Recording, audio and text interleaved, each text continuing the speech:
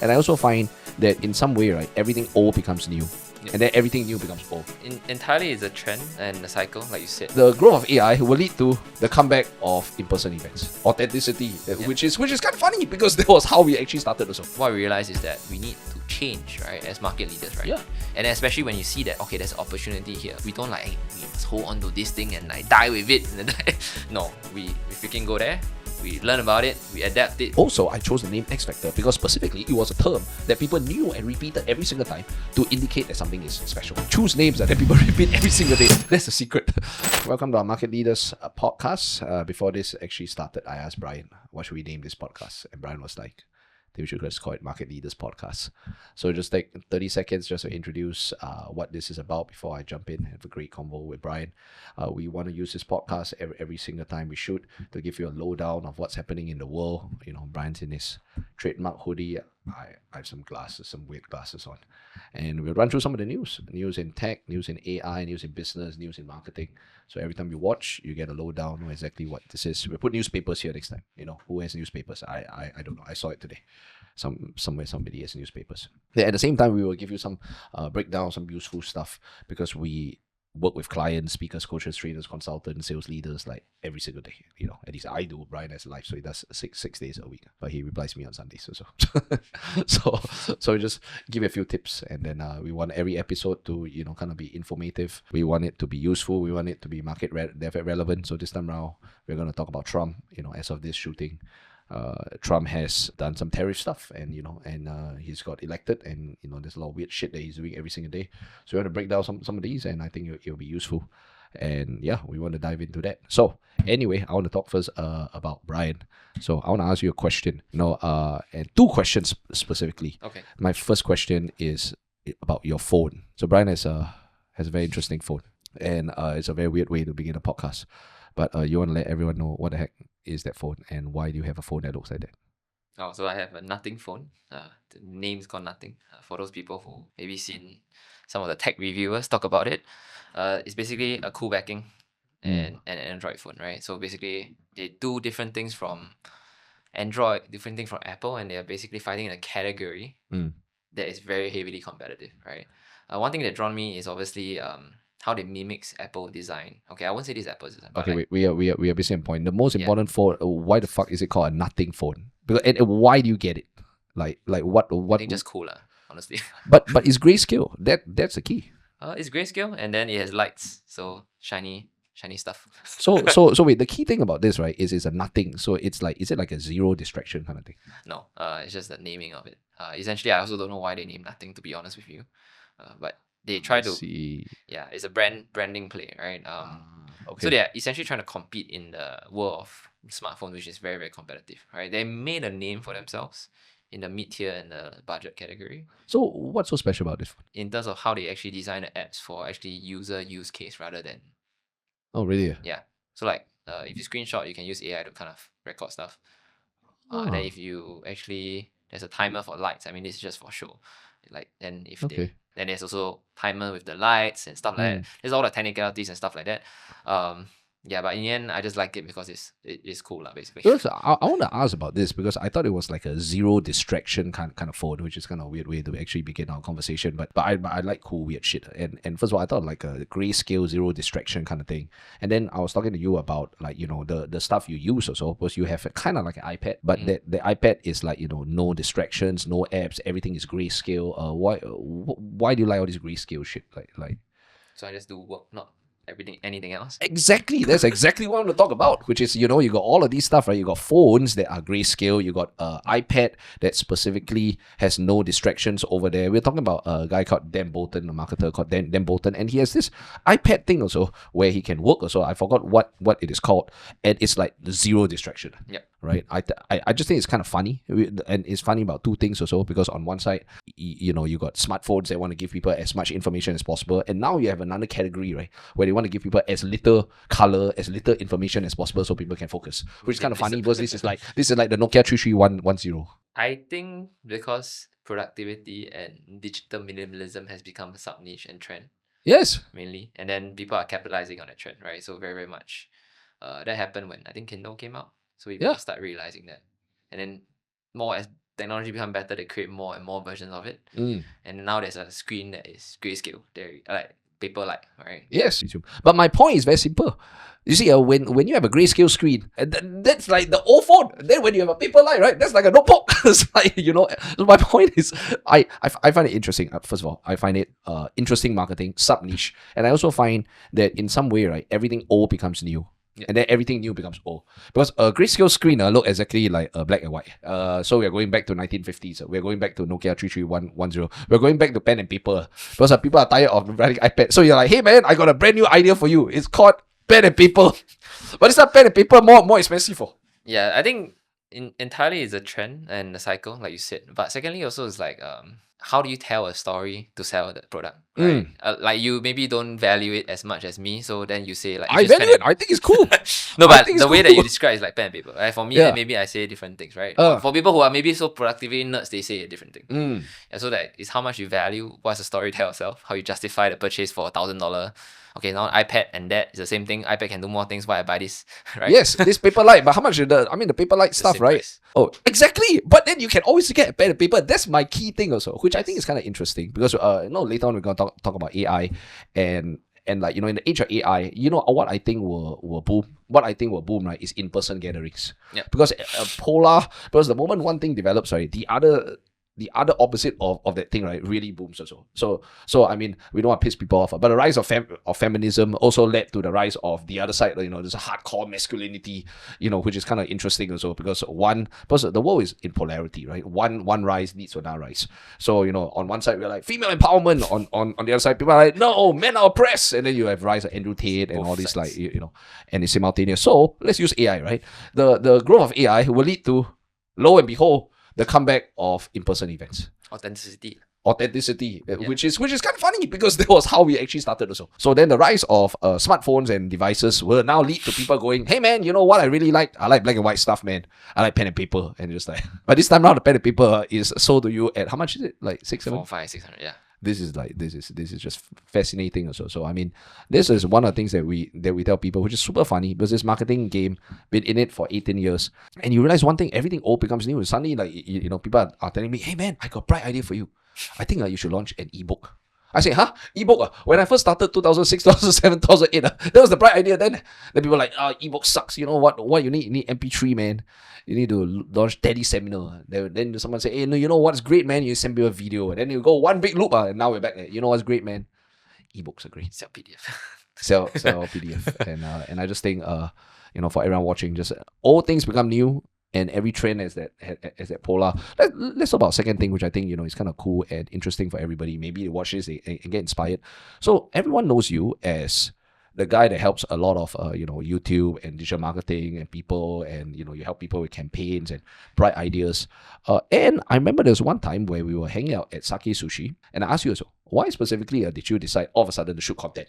And there's so many digital marketers, and we coach so many of these people, and we tell them, hey man, you should shoot content. And I always know they come for the fucking coaching session, and they will sit there and they all write down, all right, I'll do more content. But they're not gonna fucking do it. Okay. And I think it's not because they lack the skill. They know how to do marketing. They for fuck sure know how to do it for other people. I don't think they like the equipment. There was a time in 2008, 2009 where the shit was really expensive. And now I think these are all like free available. Someone can buy a fucking DJI Pocket 3 these days. Use your phone also even. You use your phone, right? I've had a few friends record podcasts with me using phone. I remember. Shout out MH Simon. Did one with him on his phone. He came by my house at the sale. Then he took a tripod. Then I said, hey, we want to shoot a podcast. They took a tripod. And they just say, oh, where's the camera? He said, the camera. Just got tripod, iPhone, and then two like mics. And I was like, oh, okay, cool. That's great. And it was pretty cool. The resolution is pretty good. So it can't be the equipment, it can't be the marketing. And most of them are not fucking gonna ever do content. And so like the question I ask you also, like most of the time people say, hey, Bryan's like behind the scenes. So what prompted you to shoot content first? And and want to do it also?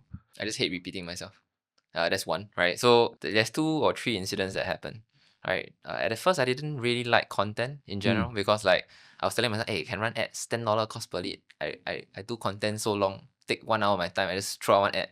I can get the leads, right? Why do I need to do content? Right? That's the first thing I actually tell myself. SEO, don't care. Content, I don't care. I just write ads, right? That was like the golden Yeah. era. Everything was cheap. Leads was easy to come by. People respect whatever you sell. You can use all the hooks, whatever curiosity angle, and get leads, and they'll buy, essentially. And you make a lot of money. So at that point of time, I wasn't really like keen on doing content. But what really made me realize was during COVID. Let's just say, especially when I was doing YouTube ads for my agency, right? When I pivoted to only focusing on YouTube ads, what I realized is that I don't want to target everyone. So that's the key, right? So if I target everybody, I can, but I have a bunch of headache. I need to charge very, very low, and then various prices are going to be a lot of complexity. I only wanted to target the top few like coaches, consultants in Singapore, Malaysia. And I thought to myself, how the hell do I do it? Right? People are talking about me. I know that it works, right? Means people are already conversing about, hey, you want to do YouTube ads? Find Bryan. Bryan's the guy, right? And after I decided that I want to do this, I just hopped on a few podcasts because everybody started asking me how you do it. And then a phenomenon happened, right? I hopped on 6 podcasts. That was like essentially the Google 7 hours of content out there. I realized everybody just keep referring me, and I had unlimited amount of leads. Like I don't need to find, and those people are like $1 million coaches. It's not like small. So small they fishes, watch right? the podcast. Even if they don't watch, they know that I'm. Oh, they saw your face on the podcast, right? Yeah, They and saw then your the thumbnail. funny thing is that the word of mouth grew on its own without me doing anything. So like I was just sitting at home in COVID, and then I had 10, 20 people say like, hey, you do YouTube, can help me. Just keep hopping on Zooms and closing them without me doing much, right? They come, hey, I already know what you do, what, can I buy? Like, okay, this is the price, take it or leave it, right?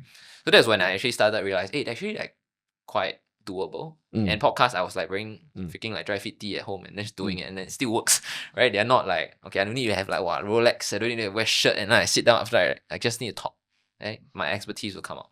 That's the first like for like start of my content career. And the second one was very much like what you said. Nobody else is freaking doing it. In Singapore, like essentially people who do content. I'll ask you a question. Yeah. Like the first time around, right? Because a lot of marketers, digital marketers, kind of internet marketers, whatever, you know, and most of them are like, oh man, I know I should do content, but I don't want to appear. You know, how do I sound? How do I look? How did you overcome that? Because we all know friends. Some of them are like very extroverted. They know podcasts also ask you, hey, can you invite me into a podcast? You know, they love to talk. You know, but most people are like a bit introverted, or some of these people are just like, ah man, I don't know if I want to put my whole life out there. So what did you say to yourself to go like, okay, fuck it, I will do it? A few things, right? So to me, branding, a lot of people think that I don't want to get recognized outside is thinking in a very wrong way, because that's virality. I don't care virality. I care people that are my target audience knowing about me in their head, right? So the podcast did its job. Or the people who I want to know, get them to know about me, right? I get into the spaces much easier, I get a lot of big clients. That was the main purpose of it, right? If I want to be viral, dancing on camera, doing challenges, giving Actually, Bryan free stuff. can dance on camera, by the way. He's a very good dancer. Just want to throw it out there. Yeah, but if I really go and do the variety part, like, I also wouldn't want that. I'm not an influencer. So I'm more introverted as well. So I don't want to do that. But I rather want to give like my expertise to the world. Then second thing is like when I did content at the start, like very, very early on, I tried doing some videos. Got friends laugh at me, say like, this guy look like poor, the house behind, fuck, like. Oh, the metal grill, the metal grill. Then wow, this guy like, stay, do so much, but then he leave like, fuck, right? Then I'm like, okay. Okay, need to do something about it. Second, I consciously, this constructive criticism.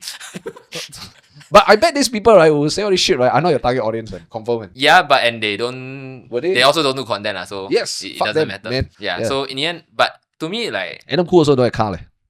Just tell you first, FYI, he got no car.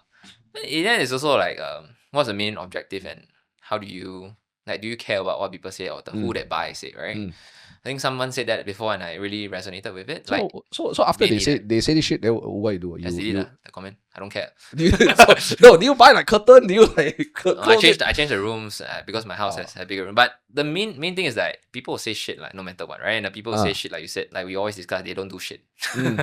They just complain. I think it's super funny. If I was in your position, right, I will fucking talk about. I will keep the grill there. I don't give a shit. I will just tell everybody, hey man, guys, I will like make it a trademark. Then if people say, hey man, this grill equals poor, I will leave the grill there. I will definitely say, I will start everything with pointing the grill. I'll just say, hey man, this is the grill that everyone says it's what makes me broke. I think it's like I will start every podcast with the grill. You know. I mean, you can. I take it both sides, right? One is you can use it to your superpower. Second thing is like also constructive criticism that small little things can make your background better, huh? Yes. I leave it both sides as well. So I did. I will fucking embrace the grill. and I'll just talk about that, But I saw the grill. I thought it was kind of cool. I don't give a shit, But okay, cool.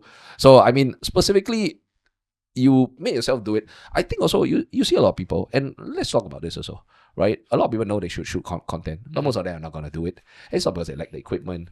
It's not because they lack the knowledge. It's not because they don't have the skills or don't know how to talk. They just won't fucking do it. It's also some mindset issue, right? And they fear the haters. They fear the way they look. They fear the way they sound. So I mean, what are your thoughts on this also? Because I mean, a lot of our advice these days to people is to shoot content. And most of them won't fucking do it because of some mental block. So the hardest is starting, right? The hardest is always starting. You buy a camera, you buy this, a lot of stuff, then you like sit down there and do I've nothing. helped so many sales leaders who have the DJI and the mic, and they've never fucking opened it. Yeah, so And I know it's fear. I think when I started, it has that fear as well. So you want to start, first thing first, right? I want to go about is the mindset of doing things. Right, so at the very start, when I started, before partnering up with you, I did my own coaching program, and I told myself that number one thing is I don't repeat myself during a sales call. Second thing is, what I realized that I'm not famous enough to the mass market or like the people I'm targeting, right? And if I'm going to run like that and rely on my sales skill to close, there's going to be a problem because it's going to be a down. Because they have no idea who you are. And it's going to keep fighting, keep selling, then it's going to be very, very difficult to sell. Margins going to be affected. I need to run a lot of ads. So I wanted it a simple business at that point in time. Like people know about me. I run ads. It kind of together combined as a very strong thing, and then basically my life is easier for the entire business, right? So that's the entire majority. Obviously, still starting is difficult, but what I realized is that there's a lot of like lousy content, or people don't really understand. After paying a lot of people and doing it myself, people don't really understand how to combine content that converts with ads, and that's the main thing, right? So I don't really need to do like tons of content, and that insight really came when I was doing YouTube ads and writing on Facebook profile, because people keep referring back to my Facebook profile and the things and the unique mechanisms or even the titles I say about certain things, and then they count on call, they say this, then I'm like, so they watch your shit. They read. Like last time, right? Only right, they read. Then I'm like, okay, so means like I have something that make people want to buy also, right? So okay, how about I just repeat that on video, different formats, and then I can just keep doing it. So even if I don't want to do video, right, I will still write.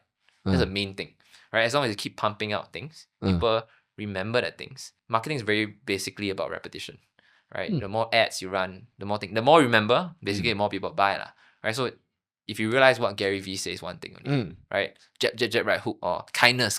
Then every few years the theme will change, but you remember in your head. I remember nothing except for these few words.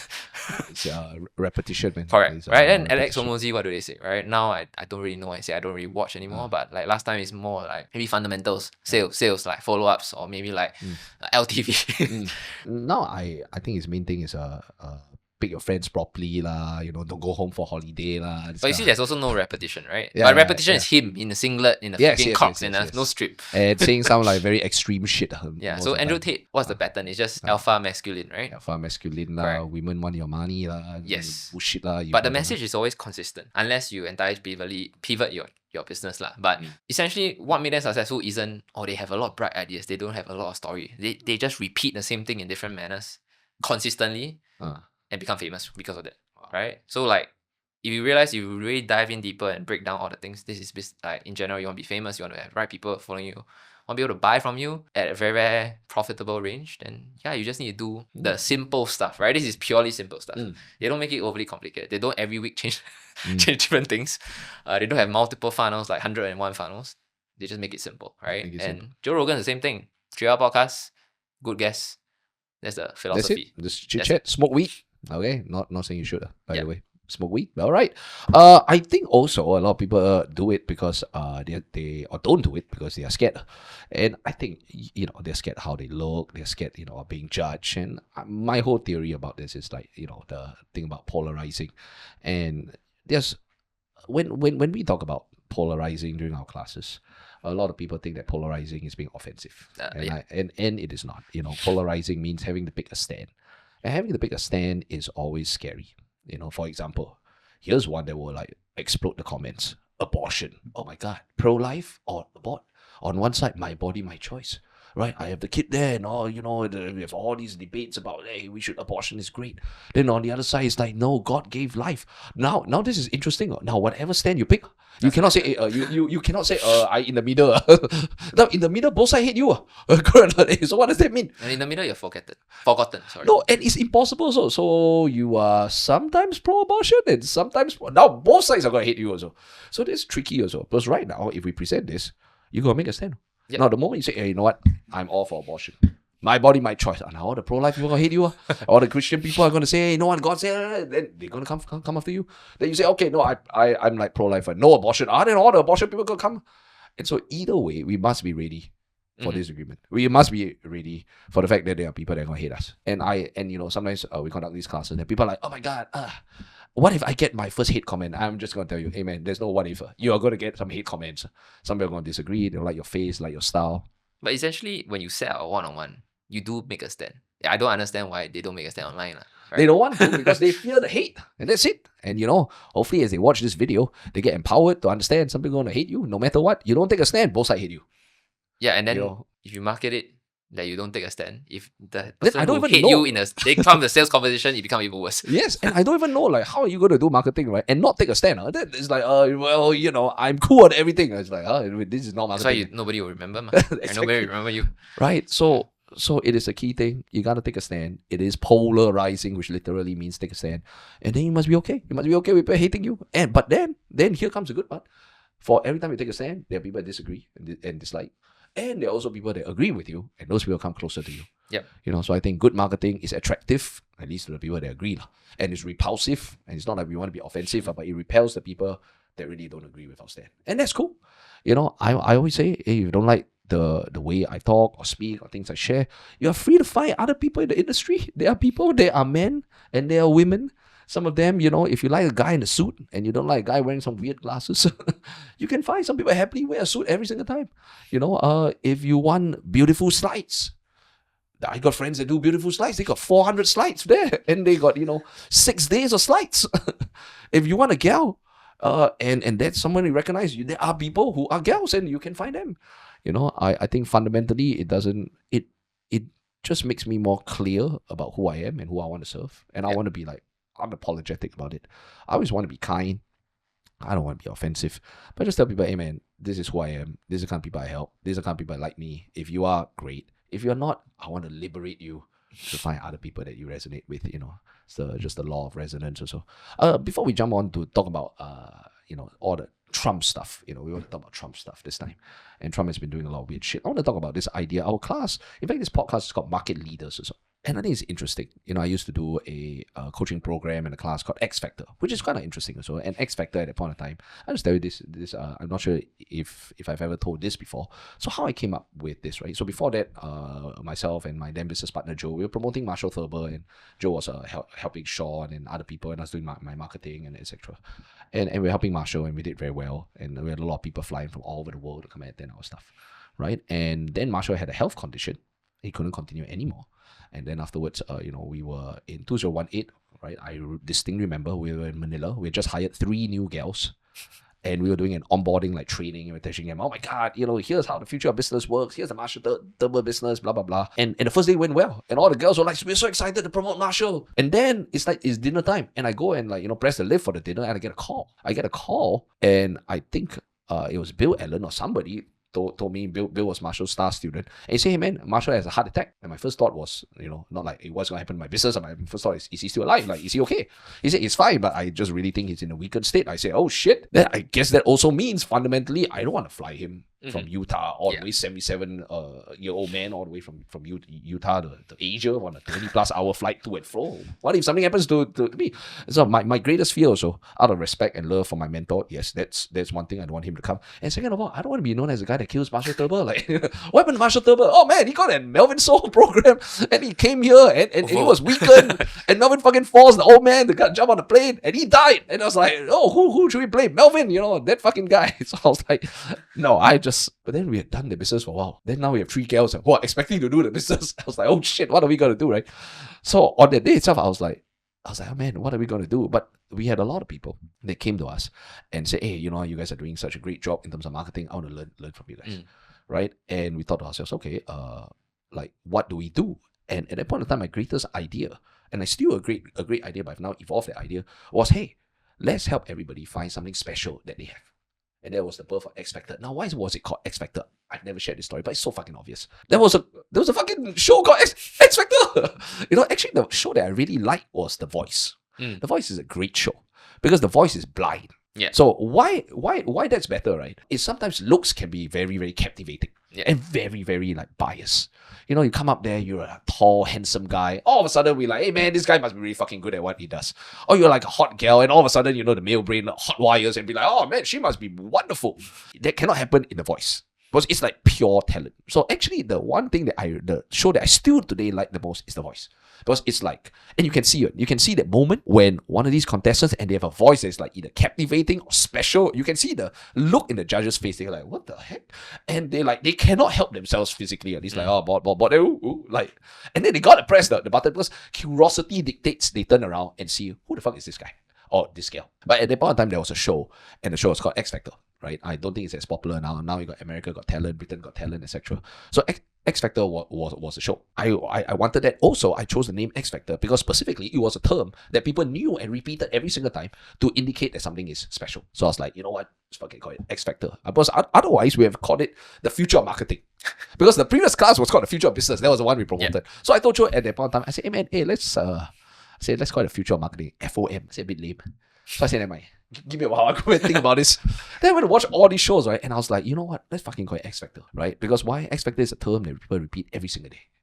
By the way, that's a lesson also, right? Choose names that people repeat every single day. That's the secret. I would like to think that some of our good friends, I'll give a shout out to Zach Young, and the guys at Sean, because they chose a name called The Next Level. And I find myself repeating every single time. I want to take things to the next level. So it's literally taking a term and having people repeat it 100 times. And every time they repeat it, they will think of you. So that was my whole goal of X Factor. And at that point of time, the greatest idea I had was let's help people find what makes them special. And it was cool. So we had all these people come, we teach them how to be special also. But my evolved idea, I don't say my new idea, and why we call it market leaders also, is that it's one thing to be special, because special is by attention. But at the end of the day, we don't just want to be special, we want to lead the field. Because I feel in a sustainable, wide impacting, big earning business, being a leader is the ultimate goal. Because you can be special and then you can make some money. You can have a special, unique mechanism. And you can make money for a while. You can captivate the audience for a while. Yep. But if you want to be at the top, yes, you got to have an X Factor. But there's so much more than just having an X Factor. Because here is the thing that I just want to share very, very quickly also. And you can tell me if you agree and disagree. There are so many people that like stood out in those America Got Talent, Britain Got Talent, The Voice. And they were special. But very few of them went on to have a great career. Let's be real. If you look at The Voice, right, there are so many winners. Very few of them till today are like the next albums. They have one album, they have two albums, and that's it. Yeah. So it's cool to be special. America Got Talent, you got a person come up there, cool. They win, they can go on tour for a while. Cool, they got one or two great songs. That's it. They forgotten. They are forgotten. So my best idea at that point in time was cool. Let's have an X Factor and let's get attention. Great, it gets you going. But you know what? At the end of the day, what gets you going is cool. But how can you parlay that into having a long-term, long-lasting business? And that I feel is about leadership. And the psychology is different. Get attention is one thing. Make money is one thing. Being a leader is another. Getting to the top is one thing. Staying at the top is another. And I think very few people know how to do it. Yes, and it's very hard. And it's very hard. And my last thought is in our speaking industry also. You like Tony. Everyone's like, oh man, I want to be next Tony Robbins. Now you like him, don't like him, Robert Kiyosaki also. Right? At that point in time, you like him, don't like him, Half Ecker also. And in Singapore, like him, don't like him, I like him. And therefore Adam Cook. But you cannot deny. Hey, these guys have done it a long time. And they have stayed at the top for a long time. Yes. Yeah, and I think it's different. Like you look like whether you like Kobe, LeBron, Jordan. You cannot deny it. These motherfuckers are around for like 10, 20 years. As of this shooting, LeBron is 40. He's still playing. Yeah. Like, some people are like, I don't like LeBron. I like Jordan more. I don't give a fuck whether you like them, okay? He's 40. He's playing with his kids. Yes. And it takes a certain mentality to be at the top for so long. And that's how you have wide impact, big earning. And now it's like, all right, guys, maybe I'm older. Maybe the whole thing is I'm just getting older, right? I'm like, it's cool to get attention. But at some point of time, like, we want to be a leader, we want to get the top, stay at the top, make long-lasting impact. and be able to like, whether you like the word dominate lah, lead the field lah, I don't give a fuck lah, just like stay there. I think for the music industry, based on what you said, I think idea pop up, which is like there's a lot of TikTok new rap / singer. You can come out hot for one day. No, but Trend. like those are so like I realized the trend, right? So they've been famous like for once, then they keep repeating it over and over, then become household names, right? So I forget the rapper's name.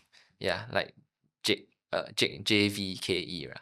I don't know. Yeah, basically like TikTok singer, right? Then also there's a guy that raps, they spin the globe, then he choose a collapse in. Oh, like, yes. See, I just say the TikTok, you understand, right? The Yes. series. So basically they have been doing it, and I watched the video where his wife, which is the main marketing person, right, talk about how the concepts and how he utilized his acting skills, his talents, and actually blend everything together. And the main thing is that besides all of the tactics, number one thing they do is consistency. Right? That's true. The number of things they have done to actually reach there is insane, right? Compared to even if they go to The Voice, whatever, and win, right? Yeah. What's the continuation and efforts, right? Which is why you say like Kobe, all that people, what do they do every single day? It's good to have a hot season, but can you do it like for 10 seasons? Yeah, even if you fail, can you keep doing it, right? Yes. If you're in a bad season, like in the stock market right now is a very, very good example. If you are bad now, are you able to stick to the plan? And that's the basics of like, in a sense, what you said as well, being a leader, being able to understand, being able to see through all this, and knowing what is your things that you require to do to make the business afloat. I love what Seth Godin does. Seth Godin, right? Maybe it's in the book. I don't know, right? I read that Seth Godin would do every single fucking podcast of anyone that reach out to him, provided you have one minimum 100 episodes. You know why? Because you have 100 episodes. He knows that you are not a person that just gives up easily. He also said that in Tim Ferriss' most recent podcast about content. He actually put out a very, very good point. He writes so many blog posts, right? Then he tells people that now anything that other people say that reference to him is a mode, and his 1,000+ blog posts is essentially a mode that AI, anything else cannot penetrate. Right? In fact, he's probably attributed in the AI. Yeah, he's in the data set, right? Confirm, right? But the key thing is that you understand, right? Everything that now relates back to him because he's written so much. And he was saying that, like, not as a brag, but he was saying that this is the mode. So now people cannot forget about me. And every time they reference back to me on the podcast, blogs, whatever crap, and you remember him, right? And that's essentially your defense mechanism in the knowledge era, right? Which is now, right? A lot of expertise, a lot of strategic plays. But if you are basically that amount of like content is there, and that amount of like distribution, right? Not only content, you still need to distribute. You can make 1,000 songs in your freaking you gotta put it on SoundCloud. You gotta make sure that people like fucking nobody watch, nobody care, right? Yeah. So basically that's the key, right? You need to create and you need to distribute properly and ensure that people are watching you and getting the right attention. So he made a very good point, like the era of content, even though what Naval say, right? There are a few leverages and content is one of them because you post out there, people can watch forever. I can run ads to it, people can watch it organically, people can find it. And that's essentially it, right? But if, let's say you only post one, that's all, right? But if you post 1,000, eventually one of them going to hit a home run, right? That's the number of like basically swings you take as well. Yeah, and then once he hits a home run, then everyone's going to watch your other shit. Then you start, right? You just compound over again, and it becomes easier and easier. Obviously, when the trend changes, you need to always be on top, right? That's another, I would say, trait of a market leader, right? So people will say like, I'm 30 plus, I'm 32 this year, and we are both like in our 30s. People might be wondering, why aren't we 20 years old using AI? Right? Very much. I'm not 20 and I'm like, if I'm 32 and I'm maybe a boomer mindset, this is what I say. I'm like, okay, don't need AI lah, bro. Just run more ads. And then essentially will destroy my business in the next 3 years, right? But for me we are more adaptable. What we realize is that we need to change, right? As market leaders, right? Yeah. And especially when you see that, okay, there's opportunity here. We don't like, hey, we must hold on to this thing and like die with it. No, we freaking go there. We learn about it, we adapt it, we use it, and then we experiment. If it fails, it fails. Doesn't matter also. I think that's a mindset also. I also have a theory that most people in this industry, like they only succeed once, and they only succeed once, right? Because and usually when they're young, they succeed once, right? Because when they're young, they never hold on to so much inhibition. Also, they're dumb. Okay, and being dumb helps also. Because being dumb means your brain empty. Now, when your brain is empty, you're adaptable. Because you don't have to unlearn anything. Because you got nothing. Yeah. Okay. So it's easy. You just do. You just do. And then you're purely adaptable because you got nothing. And you just be like, okay, this works, this doesn't work. Okay. And then you absorb experience. And then you succeed. Yep. Now, the moment you succeed, now your brain has a blueprint. Now that's good and bad. Because the moment you have a blueprint, the brain exists to shortcut things. So now brain has a blueprint and says, hey, this is the blueprint we followed to succeed. Now this is good because why? In the future, you can duplicate this blueprint also. Now it's also bad because things change. Yep. But the moment things change, now your brain has a blueprint and now you are defending the blueprint. Hey, this is the way I make money. Right? And no one denies it also. But is it possible that true, you have a blueprint that made money like 10 years ago, but is it possible that that blueprint is completely fucking useless now? Yeah. It is. And so these are two contradictions. Yes, it worked for you then. But no, it completely doesn't work now. And most people cannot hold these two contradictions. So you got just like people just defending and say, hey, but you don't understand. When I did it, it worked. Yes, sir, it does. But now it's not the same time. Oh. Yeah, I agree. I think our mindset coming into this is very much, if it makes our life easier, I would do it. Yeah. I very much, as for me, I think one thing that one of my, very long ago when I was studying physiotherapy, one of my supervisors said something that always stick with me, and it made me realize being all the things this is my trait that I have that is very good for business, which is if you actually criticize me, scold me, tell me what to improve in, I'll digest. I won't. I might fight with it because emotionally we are all humans. We'll fight. Hey, fuck you, right? But I sit down with it and think a similar idea, right? Does it make sense? If it makes sense, why don't I do it, right? Like I have done this before several times in relationships, which is very difficult because then you know because the key thing is as you sit down, you start consider maybe they're correct.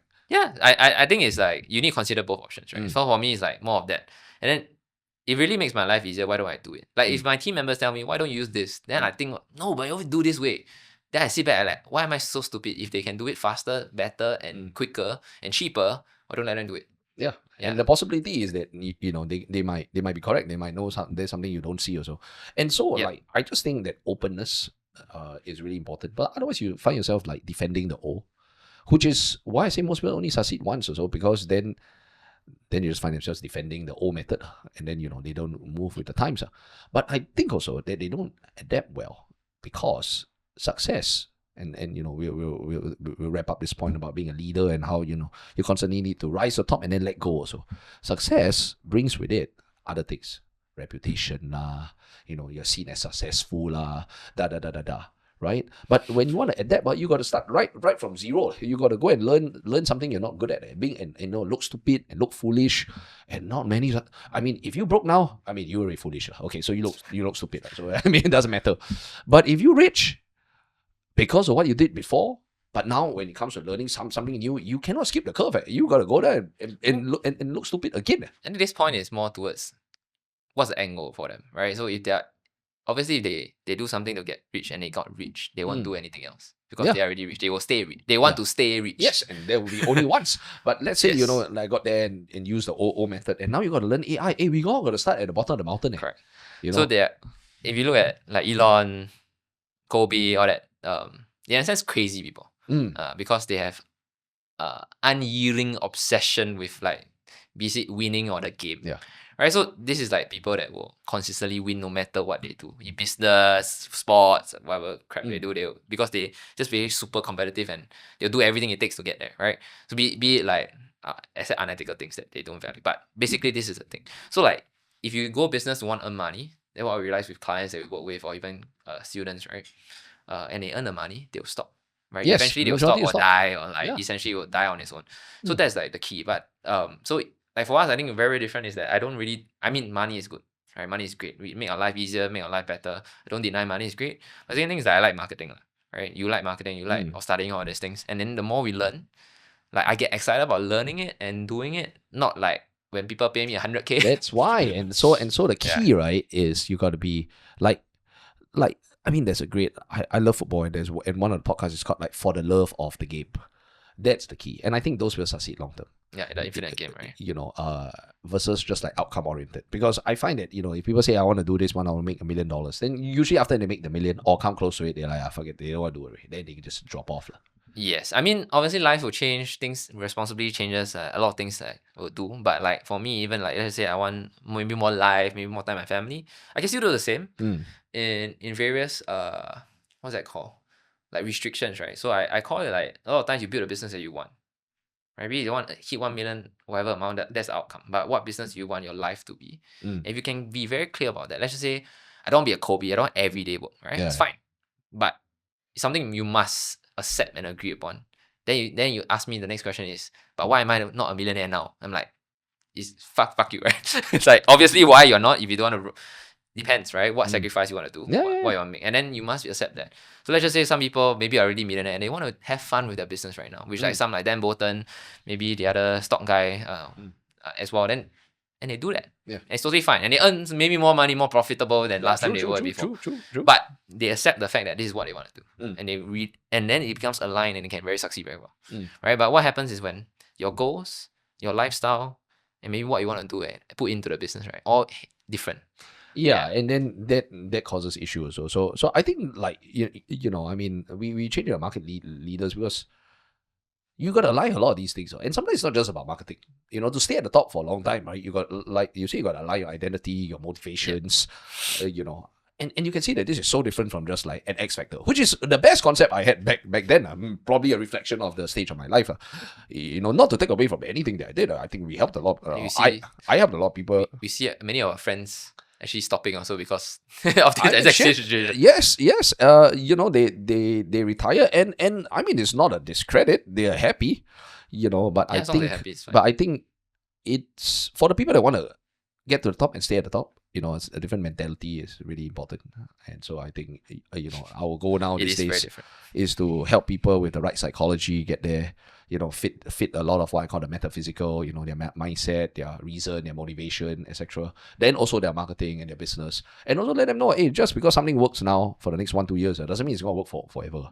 You know, you got to constantly evolve. People evolve, things evolve. So it's not like, you know, I want to sell you more things. So it's just like, it stopped working. So we got to move on. I remember looking at this game and just seeing the number of iterations that this has happened. You know, definitely back then, the way I was doing definitely marketing is so different now, and I call it like same but different. You know, principles are the same, but the, you know, delivery sometimes is different, and we all just need to understand, or just, you know, climb the top of the mountain, and then eventually sometimes you need to roll the stone down. And I think the point across as well is that fundamentals don't change. So when you become successful, and you forget the fundamentals, that's when you also have a downfall. Right, so fundamentals like what's maybe like branding, maybe like creating content, specifically how to close people's sales, right? If all of that remains the same, but the delivery, like you say, is different, that's all that matters, right? So I can keep everything that I have about marketing in the past. I physically go and write, right? I teach my guys, hey, you need to swipe, need to see how they write the structure, need to research, need to all those, take very long. But now if I do AI, but I still understand the fundamentals, it's the same. It is the same. I just increase the speed by 100, right? you increase the speed, and also I think you need to adapt for the current audience, because there was a period of time where last time people would read very, very, very, very, very long copy. You know, John Carlton, Gary Halbert, they read super fucking long, right? You know, like 50 pages or so. These days, like, I don't think people will read 50 pages. A small subset, but yeah, not a lot already. Not a lot. But here's the funny thing: if you convert it to, like, you know, some video at the front and it's interesting, they'll watch that shit, and then the sales letter becomes shorter. So it's like they will still consume. They might not read 50 pages, because I think in general, people's reading comprehension has gone down, but they will watch 50 minutes. So maybe you just need to adjust. Just shift only, right? You know, and then all of those things also. So I mean, that's a mission that we are on these days. You know, on helping people get the top, stay at the top, fit everything nicely, don't quit, don't get a divorce. Don't wreck your own life also, you know. I mean, future topics you can talk about, like, you know, when I first made like a good amount of money or so, and I just didn't know how to handle that. So right, save it for future episodes. Just like I didn't know how to handle it, you know. I spent more time broke than I had money, and it was like when it came, I was just like, oh my god, there's a lot. Oh, I can now do anything. I got a lot of great ideas, none of which are great, you know, and that was not so good. We'll save that for another episode. Let's talk a little bit about Trump, you know, just so we said we would. No one's entering our room, right? Okay, but let's talk a little bit about Trump. And Trump has been doing a couple of things, and I want to talk about how Trump got elected, and I want to talk about like the negotiation that he has also, and then probably there would be, you know, a nice place for us to conclude at least our first episode, right? So let's talk about the election of Trump, and there's Trump versus I don't even remember. Kamala Harris. No. The first time in 2017, I think it was Mitt Romney. No, I think it's Mitt Romney. Okay. Biggest competitor. I think it's Mitt Romney. So Trump won against Mitt Romney also. I believe it is Mitt. Yeah. Then afterwards, then recently you had Trump against Kamala. Is it Mitt Romney? I thought it's Hillary Clinton. Oh fuck! It's Hillary. Oh shit! Yes. Oh yeah. Oh yes. It's Hillary. Oh my god. Okay, so Trump 1-6 was not Mitt Romney. It was Hillary, right? Trump beat Hillary, and which is interesting as well. Then now, Trump has beaten 2 women. Don't get upset at me. Don't cancel me. I just point the facts. He's beaten a white woman and a black woman. Wow. Okay. Interesting. So Trump versus Hillary and Trump versus Kamala. So why did Trump win in 2016? Facebook Even though he Facebook ads. Facebook ads. Yeah, that's really true. Though. True. There was Cambridge Analytica. They were doing a lot of shady shit, capturing people's data. So let's look at 2 things also. One is the digital marketing side of things, and another is the positioning and the persona. Yeah. Right? You can talk about Cambridge Analytica and Facebook ads. I want to talk about the polarizing factor, right, of how Trump won against Hillary also. So you must understand that this was interesting also. Because Trump versus Hillary. Now, who has more political presence in Yes, in Washington, Hillary. I mean, wife of the former president. She's been around for damn freaking long, and she should win. Right? Yeah. Trump is like some real estate billionaire. However, positioning wise, who is on TV more and more memorable? Now it's quite close. So I actually think that this was really close. It's a bit like Kamala, because Kamala was seen a lot with Joe Biden. So Hillary was often seen from a political standpoint. But more people watched The Apprentice. And more people reference Donald Trump line and all these other things also. So it's quite close also. But Hillary is not like, we don't know who the fuck she is. Yeah. And she's there. But Trump was like, we mainstream know who this guy is also. Yeah. And so we were voting for the guy who we saw the most. Exposure effect. Why we always can repeat, you're fired, out of the deal. We know his real estate story. He built a myth. The only thing we know about Hillary, right, is she's the wife of Bill Clinton, and she let him go after he got a blowjob from Monica Lewinsky. We just kind of knew that, and we didn't know that much also. So from a story perspective, Trump, relatable. I don't know if it's relatable. He's a fucking billionaire. Understand? I can remember. I remember memorable. We remember the fucking guy, and I think he came on, and he was raw. Now, not necessarily saying a lot of politically correct stuff. Yeah, he just Yeah, he said a lot of what the fuck is he saying stuff. But it was memorable and it was sticky. Hillary was bland. You don't know, there's no stand, basically. There's no stand. What is her tagline? We don't know. We have no clue. She says a lot of stuff without saying a lot of stuff. Trump's tagline. Yeah. Yes, make America great again. It's very clear. Very catchy. It's very clear. It's very catchy. He's controversial. He's sticky. High exposure. Hillary, yes, we see her, but who is she? I feel like people who hate him don't support Hillary Clinton because they support Hillary Clinton. Because they hate him. Yes, which is also he's dominating all of the attention also, which is kind of interesting. And then, and you can talk about it, your take on this, and it's the same story with Kamala. Because we see Kamala, but what does she stand for? We don't know. But the mechanics of how he actually do it is slightly different, I feel. Right? It's essentially marketing trends. At first, a very 2016, I think he just dominated with donor money on Facebook ads. Hey, what was it? What the fuck? I never I'm not in the US. I'm not US, but it's fundraising, and also I think they he raised the funds, but he run a lot of ads. Yes, he raised the fund to he ran ads to raise funds. Wait, what the? He ran ads to raise funds, so that's one thing, and he made money. So there was some marketers saying they were one that ran his ads that made money from the fundraising, which is a totally different concept. Okay, wait. So he ran ads to make money. That's fundraising. Then secondly, he also ran ads for his campaign. Both, right? Okay, both. Okay. But they both made a lot. It's like a self-serving vehicle, right? Yes, that's what I think. And the only thing he did, I think, besides all the media appearance and whatnot, I think mainly he do a lot of ads and write messaging. That's why he won. That was the period of time when everyone was on ads. It's very easy to run. What the fuck was Hillary doing? I bet she was on TV. Confirm some TV, banner. Banner. All the same political. All the same old shit. Radio shit. They man pan pie. They one step behind one. So this also I don't want to make this too political, but this is exactly also similar in Singapore. If you realize. So PAP does very good social content. I see that my father telling me, "Wow, the guy play guitar, ukulele." Bro, who is the guy? The prime minister, then the health minister. Don't know who's minister. These days they are quite good. There was a period of time. Right, then there's a social media intern following them around doing all these things, and Gen Z stuff. Even the Singapore police force also have very good stuff. I saw one. I was like, and this is insane because Valentine's Day one. I saw. To me, government doing social media marketing as education and all these kind of things, I'm like, very interesting, because that's the reason why I started marketing, because the government wasn't doing it. And now they're doing it. I'm like, so they know something that is working, right? And but you see the other opposition, right? They are doing YouTube, they're doing it, but they're all posh, like you say, money pie, right? Slow one. And I'm like, then got people in the comment, I see Workers' Party.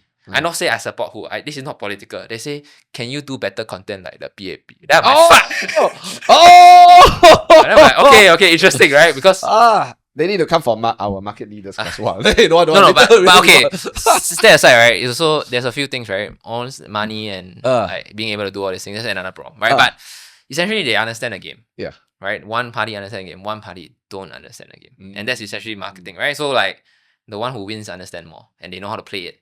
Right? The one who don't know, they don't know how to play it. The news is Barron Trump told Trump that he needs to get on this fucking like podcast, and he didn't just get on like the kid know, right? Yeah, kids know. The kid fucking knows, and he didn't just get on like the typical podcast or so. So I would argue that appearing on like just national news media podcasts is like, I don't know, right? I won't call it podcast. I just call it traditional TV interview, CNN, Fox, etc. You know, it's like polished and yes, like in a frame. It's polished, and apparently they all get the questions beforehand also. But you go and hang out with Theo Vaughn and the Nelt Boys and like Joe Rogan, and these are off like way off center. Lord knows what the fuck they will ask you. Usually they will ask you like what the fuck kind of questions, and they ask you about Theo Vaughn. I think even if like he leave the podcast halfway in an angry state. You still get more attention than anything. Get more fucking attention than ever before. And you must credit him, because he's 70-something years old. Yes.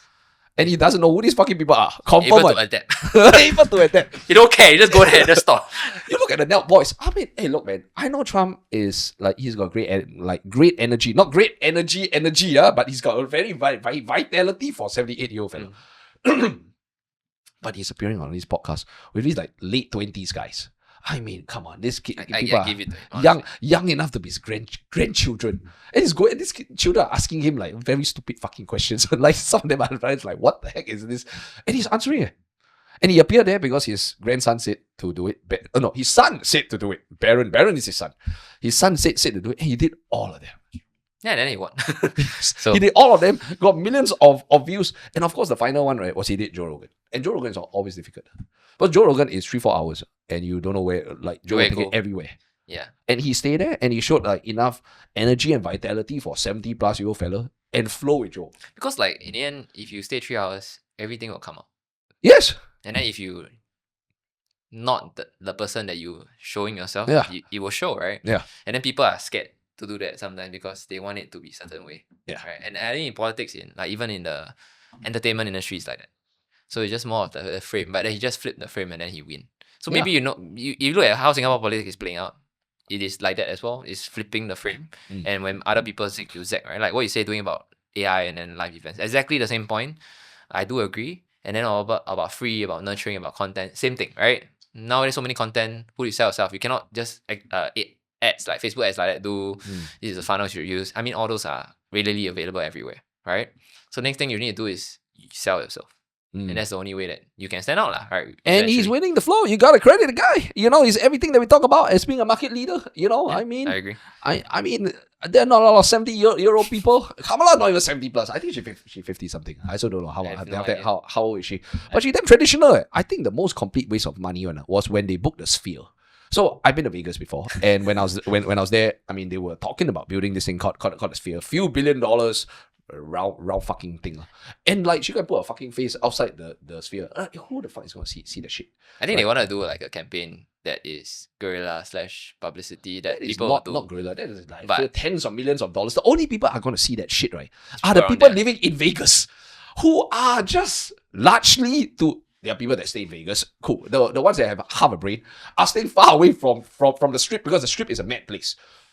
The Strip is full of people that are drinking, gambling, and tourists also. So I don't know who the fuck is worth seeing this shit. Like, I have no idea. It seems like this is not really the target market. Like when I was there, there were homeless people, there were gamblers, there were party people, there were tourists, there were this is Kamala supporters. Like, is this really the best use of time and energy? I don't know.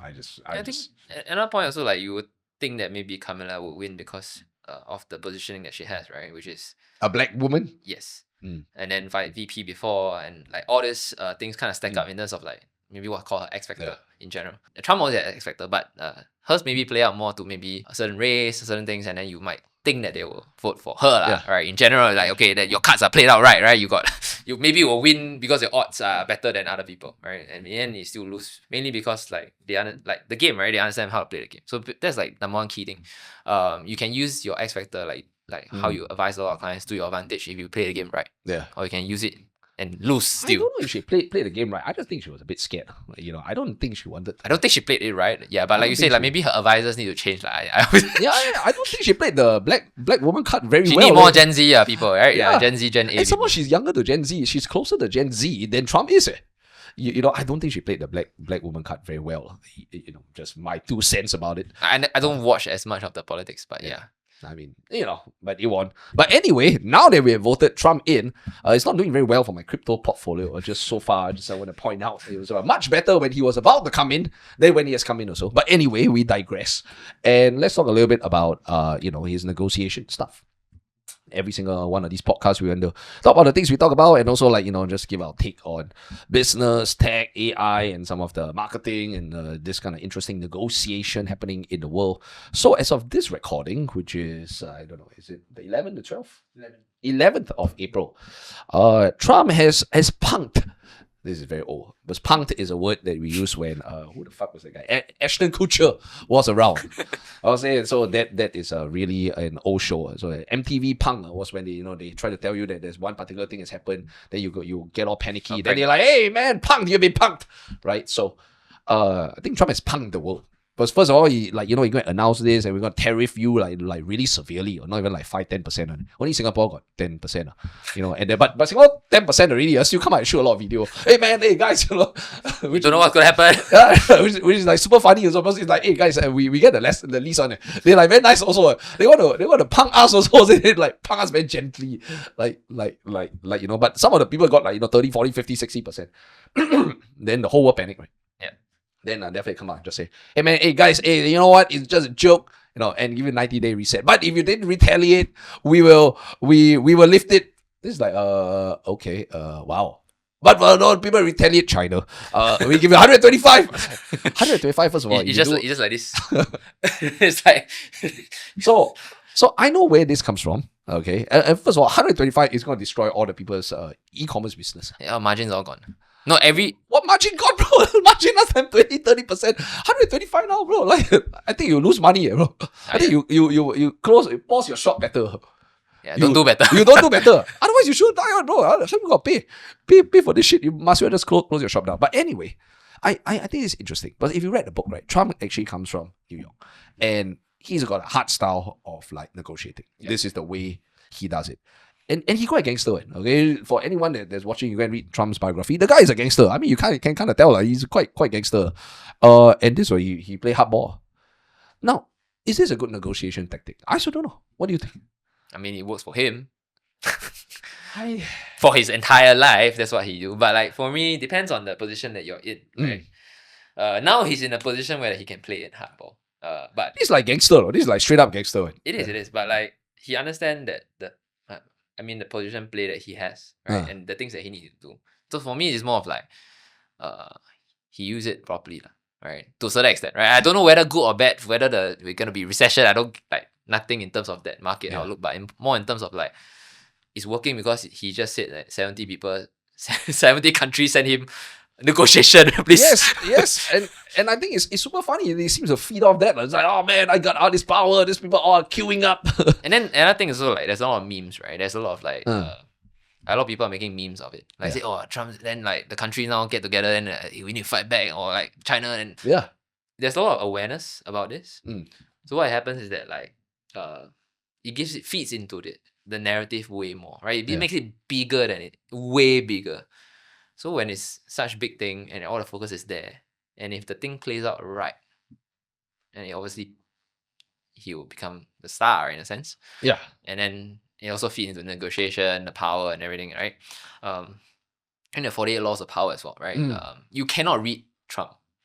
Yes, actually, you like you fucking cannot read it, right? So it's like, you don't really know what's his next step. It's like, yes. But like, so Yes. exactly that the rules of power is the same, similar in that nature, right? How he plays power, how he understands it, and how he utilizes it, right? Even though he might sound stupid, doesn't matter all these things, is that he plays it right. I think, like, a lot of people have met him before all say the same thing. Like, people just think he's dumb, but they all say he's a lot smarter than he thinks. So, I mean, so the fact that you think he's dumb, or like you think that he doesn't know what he's doing, is probably feeding into probably the unpredictability that he's trying to create. Because if you are unpredictable, then in a way, like, Everybody's scared of you. yes, exactly. Because they think you're crazy. We don't know what he's gonna do, Yeah. and I don't know. I personally would never want to negotiate like this. I understand these things. I know these methods. I just don't. I like to be more upfront. Now Trump. There are two words that we always talk about in the market leaders class, right? Peaceful and profitable. Trump, without doubt, is profitable. I mean, when he does all this market manipulation, I mean, for sure, he's profitable, and his friends are profitable, but it's not peaceful. It's not peaceful because, I mean, he feeds off that also. I like peaceful and profitable. So I just prefer not to do this kind of thing, because while you keep everybody on edge, you might have power, but I just think it's that live by the sword, die by the sword kind of thing also. One day cause a lot of chaos. Yes, it will work well, but I mean, that's why he's having a mugshot. Right? That's the kind of thing, right? That's why he's got lawsuits and everything. Yeah. It caused a lot of problems. I just don't like those problems. So I think, but you can learn from how he negotiates, and also keep the frame, right? Keep the frame of you're powerful. You need me more than basically I need you. Stuff like that is good to have, but not to the extreme extent. Yeah, I think in business as well, you still need to maybe a negotiation based on. I mean, there's a range. There's a range, lah. I just think like Chris Voss versus him, right? Like, I just think this is extreme. I don't like it. I know it works. I don't super like it. I think because it's not because it doesn't work, but because it brings a lot of repercussional effects also. Yeah. I mean, maybe he feeds off it. Maybe he likes it. I don't know. I think he feeds off it. I just think if he doesn't feed off it, I think he will have long ago stopped doing everything that he does. Yeah, I mean, it's just interesting. And why did he there do are that, some apprentice? presidents that after they die, and everyone's like, man, that was a good guy. We were at Jimmy Carter's thing, and Jimmy Carter is a great guy. When he died already, they went to do humanitarian work, and then that's peaceful and profitable. I just want that. I don't know. Just really depends. I think this is funny. We can extend it to our little speaking and seminar and coaching industry. I like to do things in a way that's like, just peaceful and profitable. Some other folks might sometimes want to make wild claims and come out there and do things in a certain manner, controversial manner. And then, I mean, it's hot for a while, but then it explodes and erupts and just like bursts real quick. Yep. So I also don't know. Anyway. Okay, I think this has been a great conversation for our first ever episode. If you guys are watching, yep, and you like it, please subscribe, comment below. Let us know if you think I should wear better clothes. Bryan should put a hoodie or over. You don't like the color of his hoodie. You can also comment. You don't like this, you can comment also.